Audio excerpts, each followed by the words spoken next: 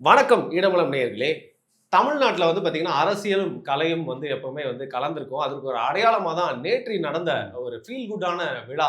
விழா மேடையில வந்து பார்த்தீங்கன்னா, விழாவின் நாயகன் யாருன்னு பார்த்தீங்கன்னா வந்து இசையின் தலைவர் இளையராஜாவ வந்து பாராட்டுறதுக்காக தமிழக அரசின் சார்புல வந்து முக்கியமான நபர்கள், முத்தாய்ப்பான நபர்கள், மக்களுக்கு ரொம்ப பிடித்த நபர்கள். ஆ தமிழ்நாட்டின் இளவரசர், சின்னவர், அதற்கப்புறம் உலகநாயகன், நம்மவர், கூலி படத்துல நடிச்ச பெரியவர், உலகத்துல இருக்க எல்லா உயிரினங்களுக்கும் அன்புக்கு உரியவர் முதல்வர் ஸ்டாலின். இவங்க எல்லாருமே வந்து பாத்தீங்கன்னா இசைஞானி இளையராஜா அவருக்கு வந்து பாராட்டு.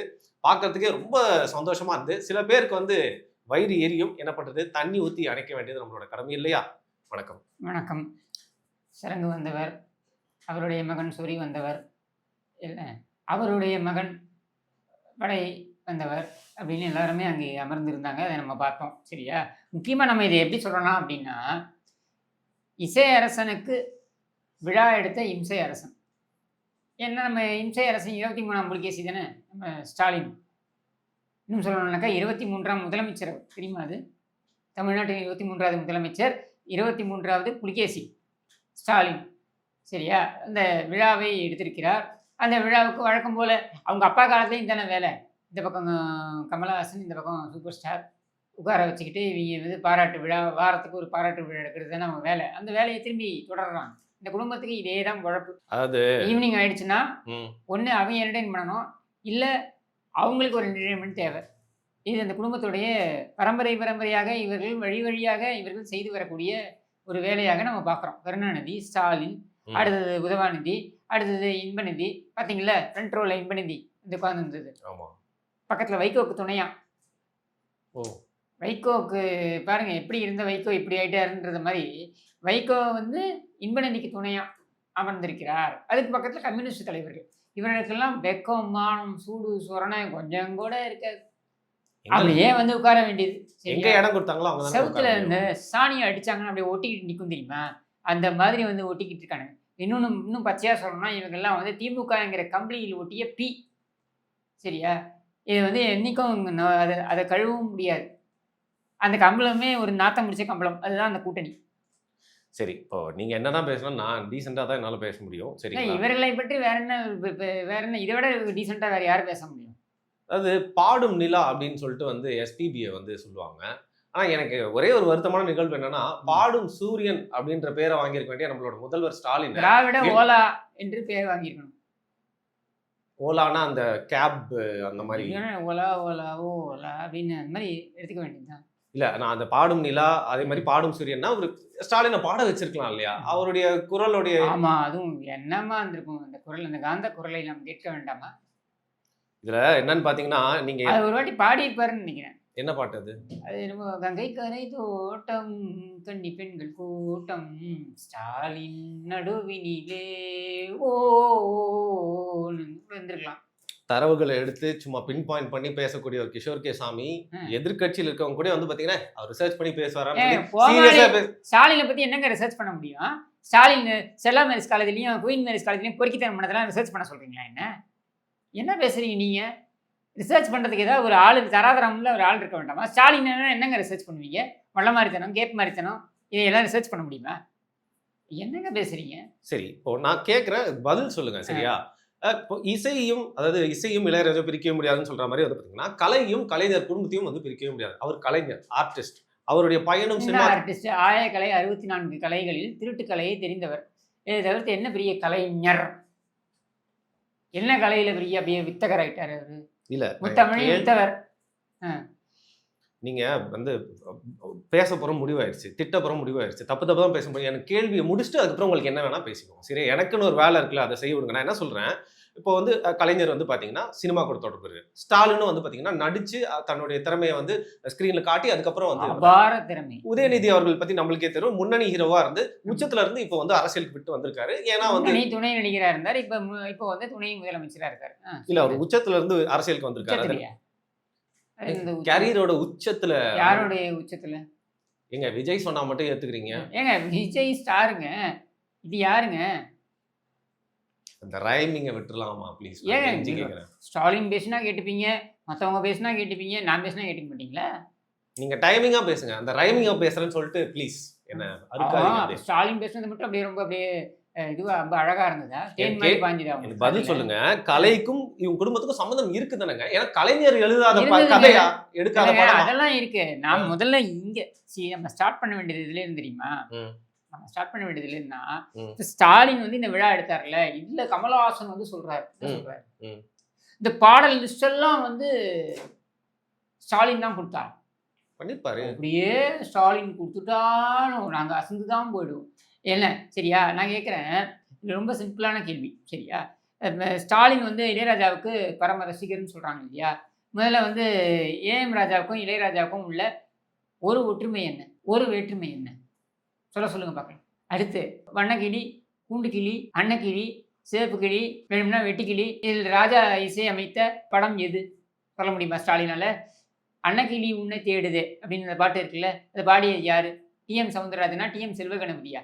சொல்ல முடியுமா ஸ்டாலினால? அடுத்து இளையராஜா இசைக்காகவே ஓடிய படங்கள் நிறைய இருக்கு. அதில் பார்த்தீங்கன்னாக்க பயணங்கள் முடிவதில்லை. அதோடைய இயக்குனர் யாரு? ஆர் சுந்தரராஜனா? இல்லை மேஜர் சுந்தரராஜனா? சொல்வாரா அவரு? இவர் ஸ்டாலின் துண்டு சீட்டு பார்க்காம சொல்லணும். அதே மாதிரி ஆயிரம் மலர்களே பாடலை, அந்த ஆயிரம் மலர்களே அந்த பாடல் இருக்குல்ல, புரியுது, புரியுது. அந்த பாடாதீங்க பாடல் ப்ளீஸ். ஸ்டாலின் பாடினா கேட்டுக்கிறீங்க என்ன? அந்த பாடலை எழுதியவர் யாரு? பாரதிதாசனா, கண்ணதாசனா? எல்லாம் சொல்வாரா? சரியா? ஸ்டாலினால சொல்ல முடியுமா இதெல்லாம்? இதுலேருந்து ஆரம்பிப்போம். சரியா? அப்படியே இப்படி சர்க்கா அப்படியே எடுத்துட்டு போங்க. 2011, 16 காலகட்டத்தில் எம்எஸ் விஸ்வநாதனுக்கு ஒரு பாராட்டு விழா எடுத்தாங்க. யார்? செல்வி ஜெயலலிதா. ஞாபகம் இருக்கு, ஞாபகம் இருக்கு. அவங்க 2 பேரையும் வந்து மேடையில் அமர்த்தி அவங்களுக்கு வந்து பாராட்டு விழா எடுத்தாங்க. அதில் பார்த்தீங்கன்னா லிஸ்ட் அவங்க கொடுத்தாங்க. சிவகுமார் அங்கே வந்து பேசியிருப்பார். அந்த விழாவில் பேசியிருப்பார். அதில் ஒன்று சொல்லியிருப்பார்.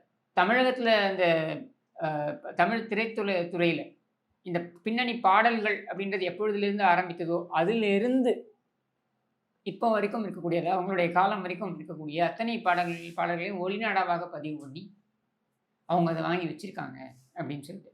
எதுக்கு நான் சொல்கிறேன்னா, சில பேருக்கு சிலது வரும், சிலது வராது. இப்போ நீங்கள் எடப்பாடி பழனிசாமியை கூப்பிட்டு வந்து திரைத்துறையை பற்றி பேச சொன்னீங்கன்னா அவருக்கு தெரியுமா? எனக்கு எப்படி தெரியாது. தெரியும்? தெரியாது. ஆமாம், தெரியாது. உண்மை தானே. விவசாயத்தை பற்றி கேட்டிங்கன்னா அவருக்கு தெரியும். அது மாதிரி கருணாநிதிட்ட வந்து நீங்கள் திரைத்துறையை பற்றி கேட்டிங்கன்னாக்கா, கருணாநிதி அந்த காலத்தில் சிவாஜியோட நான் வந்து வசனம் எழுதினேன், அவரோட வசனம் எழுதினேன், இவருக்கு வசனம் எழுதினேன்னு வேணால் பேசலாம். சரியா? அதுவும் டிபேட்டபிள். அதுக்கு அடுத்தது வருவோம். ஆனால் ஸ்டாலினுக்கும் திரைத்துறைக்கும் என்ன சம்பந்தம்? என்ன இருக்கு? நீ என்ன உழைச்ச? நீ என்ன நடித்த? ஒரே ஒரு படம் நடித்து அது பார்க்க சகிக்காது ஸ்டாலினுடைய அந்த எக்ஸ்பிரஷன்லாம். அடுத்தது ஒரு சீரியல். அந்த சீரியல் அதை விட கொடூரம். அது தூர்தர்ஷனில் இருந்ததுனால அத்தனை பேரும் பார்க்க திணிக்கப்பட்டார்கள். அப்போது நிறைய சேனல் கிடையாதுங்க. அப்படி ரிமோட்டில் அப்படி மாற்றிட முடியாது.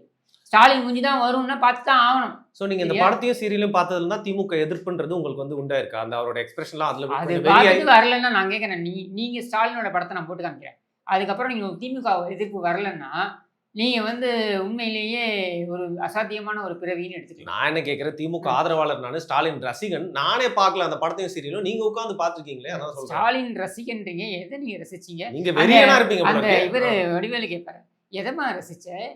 என்னுடைய ஸ்டைலா, என்னுடைய வாத்து நடையா, என்னுடைய கோணவாய் சிரிப்பா, அல்லது என்னுடைய உளறலா, மேடை உளறலா? எதை பார்த்து? பாடி ஷேமிங்லாம் கிடையாது. என்ன பாடி ஷேமிங்? நீங்க பேசுறீங்களே, முட்டி தெரிஞ்சிச்சா அது தெரிஞ்சிச்சான்னு பேசுறீங்கல்ல, நீ பேசுவேன்னா நாங்களும் பேசுவோம். அதை விட தர லோக்கலாக இறங்கி பேசுவோம். ஏன் நீ பேசினா பேச்சு நாங்கள் பேசக்கூடாதா? துணை முதலமைச்சராக வந்து வெக்கம் இல்லாமல் நீ பேசுறியா? ஐயோக்கிய ராஸ்கல். அப்போ நாங்கள் பேச மாட்டோமா? 120 தொகுதிகளில் வந்து நடையா நடக்கிறாரு, அதனால முட்டி தெரிஞ்சு அதே மாதிரி தான் நாங்களும் சொல்றேன். பாவம் அவரு ஈவ்டி சிங் வழக்கில் தெரியாமல் அவரை பிடிச்சி வாயிலே மிதிச்சிட்டாங்க, அதனால வாய் கோணிக்குச்சின்னு சொல்லிக்கிறாங்க. எனக்கு தெரியாது. சரியா? அதனால கூட கோணிக்கிட்டு இருக்கலாம். இவ்வளோதான், ஒன்றும் தப்பு கிடையாது. நீ பேசலாம், நாங்கள் பேசக்கூடாதா? நீ எடப்பாடி பழனிசாமி மேலே அக்கறையாக இருந்து முட்டி தெரிஞ்சுன்னு சொல்கிறேன். நான் அப்போ நான் கேட்குறேன், உன் வாய் என் கோணிக்குச்சு.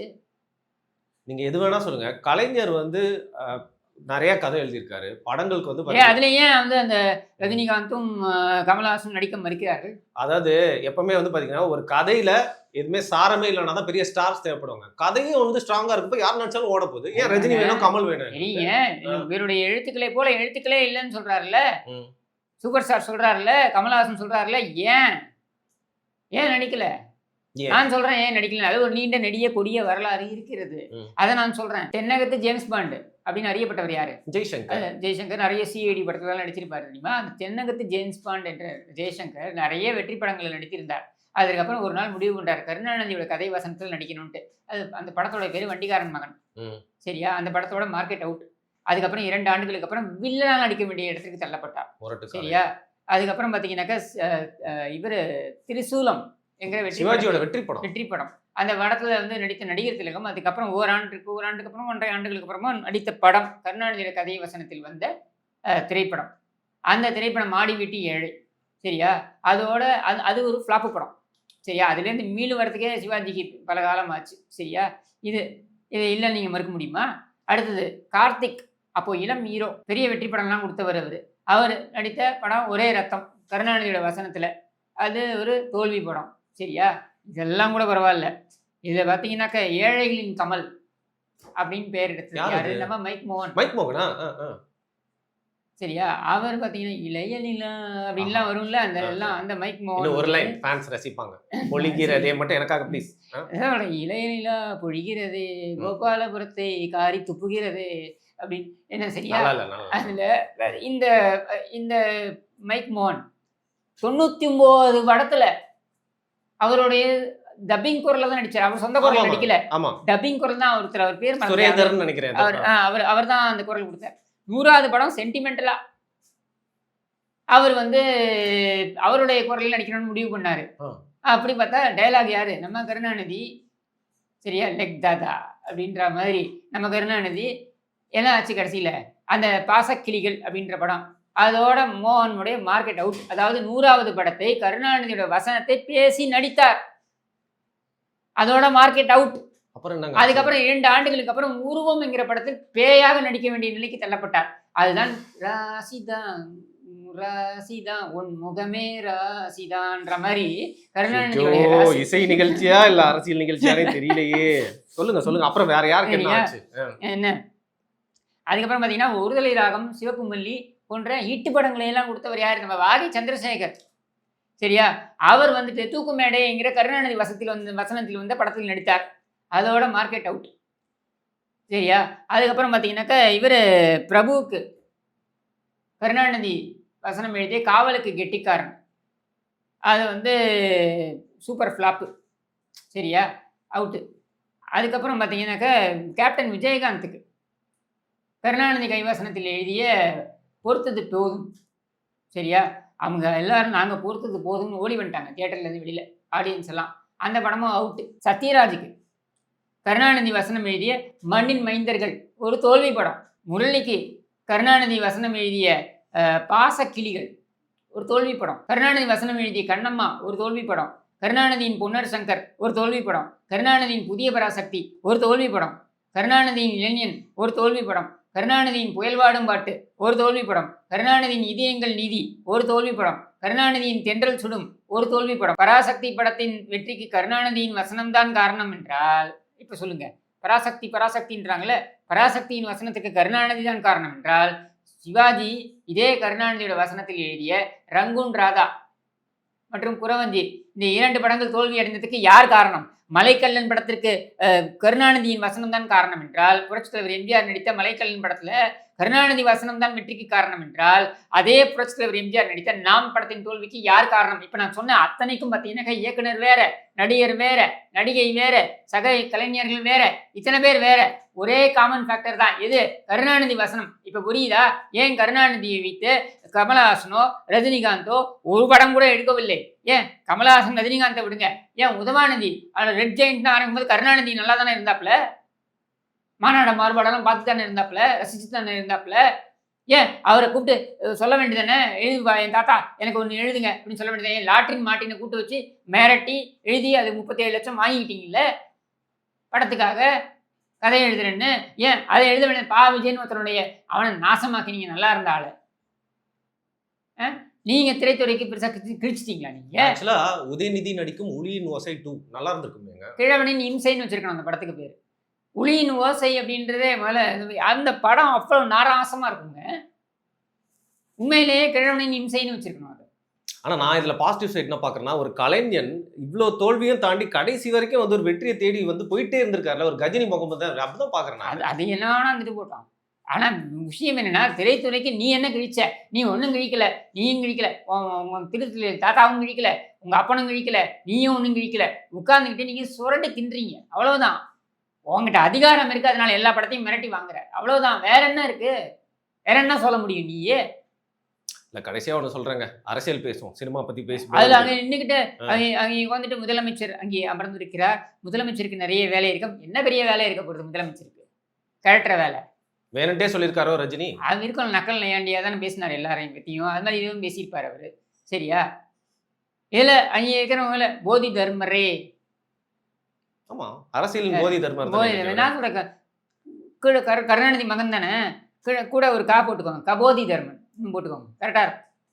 தமிழ் மொழியை செழுமையை நல்ல விதமாவும் பயன்படுத்தலாம். உங்கள மாதிரி தப்பாவும் இல்லைங்க. போதி தர்மர் இப்ப கூட ஒரு கா கருணாநிதி மகன் தானே. இனிஷியல போட்டுக்கோங்க. கபோதி தர்மன். இதான் இந்த கேடுகிட்ட ஸ்டாலின். இதெல்லாம் ஒரு கூட்டம். இதில் பார்த்தீங்கன்னா அந்த இன்பநிதி பக்கத்தில் வைகோ கொஞ்சமாவது இங்கிதான் இருக்க வேண்டாம். அந்த கருப்பு துட்டு அப்படி போட்டு அப்படி இப்படி பேசுறியே. சுயமரியாதை செம்மல் தானே நீ. அவன் பக்கத்தில் போய் வந்துட்டியா நீயே? அசிங்கமா இல்லை உனக்கெல்லாம்? ஃப்ரண்ட் ரோல இந்த கேடுகட்ட குடும்பம். அது கால் மேலே கால் போட்டு என்ன, அதாவது என்ன, எங்களை யார் என்ன கேட்டுற முடியும்? நான் அதை எப்படி பார்க்குறேன்னா, விஜய் அந்த சைடு வந்து ஃபுல்லா எல்லாரையும் கவர் பண்ண பாக்குறாரு. இன்னொரு சைடு வந்து பாத்தீங்கன்னா ஜாலியா சும்மா எல்லாம் நடத்தி புது கட்சி பழைய கட்சி யாருக்குமே பயப்பட மாட்டேன்னு சொல்லிட்டு வந்து சில்லா உட்காந்துருக்காருல. அப்படிதான் பாக்குறாரு. சில்லா உட்கார்ந்தது மட்டும் இல்லாம எங்க இயக்கத்தை யாரும் தொட்டு கூட பார்க்க முடியாதுன்னு சொல்லியிருக்காரு. ரோட்ல பீ இருக்க தொட்டு பார்ப்போங்க. என்னங்க இது? அதை வேணா கூட்டணி கட்சிகளா இருக்கிறவங்க தொட்டு சந்தானம் பண்ணுவார்ல, அப்படி தொட்டு நக்கி பார்க்கறது. அது மாதிரி தொட்டு நக்கி பார்க்கட்டும். சந்தானம் காமெடியில் ஒன்று வரும் தெரியுமா? அது மாதிரி 2027 தொட்டு நக்கி பார்க்கட்டும். இனிமேல் இந்த வேர்டு யூஸ் பண்ணீங்கன்னா இல்லைங்க, நான் சொல்றேங்க, என்னோட பணியை நான் வந்து ராஜினாமா பண்ண வேண்டியது. ஏங்க இது என்னங்க இது? அவங்க சொல்றதா நான் சொல்றேன். தொட்டு கூட பார்க்க முடியாது. தொட்டு கூட நாங்கள் ஏன் தொட போறோம்? நீ இப்படியே சில்லா உட்காந்துருக்க வேண்டியதான் நீ. சரியா? நீ எந்த காலத்துலையும் விஜய் அதை செய்கிறாருனாக்க, நான் மக்கள் பணியை நான் செய்து கொண்டிருக்கிறேன், எனக்கு விஜயோடலாம் பேசுறதுக்கு நேரம் இல்லை அப்படின்னு சொல்ல முன்னால முடிஞ்சுதா? அங்கேயும் உட்காந்துக்கிட்டு இந்த மாதிரி ஒரு விழா ஒன்று எடுத்துக்கிட்டு உட்காந்துக்கிட்டு உனக்கும் அதுக்கு சம்மந்தமே கிடையாது. உனக்கும் இசைக்கு என்ன சம்மந்தம்? ஜூன் 2 இளையராஜாவோட பிறந்தநாள்னு ஏன் மாற்றினார்? ஜூன் 3 வந்து கருணாநிதியோட பிறந்தநாள் அப்படின்றதுனால அந்த நாளில் இருக்கக்கூடாதுனால ஒரு நாள் முன்னாடி போட்டு சொன்னது. இது யார் சொன்னது? இளையராஜாவே சொன்னாரா இல்லையா? அதனால தான் நான் சொல்லுவேன், ஜூன் 2 இசைக்கு பிறந்தநாள், ஜூன் 3 இம்சைக்கு பிறந்தநாள் அப்படின்ட்டு. இல்லைக்கா, மரியாதையில் மாற்றிருக்காருங்க பிறந்தநாள். அதான் சொல்கிறேங்க. அதனால தான் நானும் மரியாதையாக சொல்கிறேன். மரியாதையுடன் இசைக்கு பிறந்தநாள், இம்சைக்கு பிறந்தநாள். சரி, கடைசியாக ஒரே ஒரு விஷயம் சொல்கிறேன். சரிங்களா? இந்த விழாவை வந்து ஒரு ஜூன் 2 தாலாட்டுக்கு பிறந்த நாள் இல்ல, சரியா? ஜூன் 3 தயிர் வடைக்கு பிறந்த நாள். இப்படி கூட நம்ம எடுத்துக்கலாம். அடுத்த பஞ்ச் வரதுக்கு முன்னாடி முடிச்சிடலாம். நான் இதை எப்படி பாசிட்டிவா பார்க்கறேன்னா, மக்களே இளையராஜா அவர்களோட ஆங்கிள் இருந்து பார்ப்போம். கலைஞரோட அந்த ஜெனரேஷன், ஸ்டாலினோட ஜெனரேஷன், உதயநிதியோட ஜெனரேஷன், இன்பநிதியோட ஜெனரேஷன், எல்லாருமே அதுக்கப்புறம் வர துன்பநிதியோட ஜெனரேஷன், எல்லாருமே இளையராஜாவோட இசைக்கு அடிமைகள். நம்ம எல்லாருமே அவர் வந்து வாழ்த்துவோம். அதுக்கப்புறம் இதுதான் அந்த நாடு இசைக்கு அடிமைகளா இருங்க. 200 ரூபாய் கொத்தடிமையா ஆயிடாதீங்கன்னு தான் நான் சொல்லுவேன். அந்த ஸ்டாலின் அவர்கள் நடிச்ச அந்த படம் பேர் என்ன சொன்னீங்க? முடிச்சுட்டு போய் பார்க்கலாம் நம்ம 2 பேரும். நீங்க போய் பாருங்க ஸ்டாலினோட படத்தை. அதுல பயங்கரமா டான்ஸ் எல்லாம் ஆடுவாரு. நன்றி நன்றி டான்ஸ் எல்லாம் ஆடுவாரு.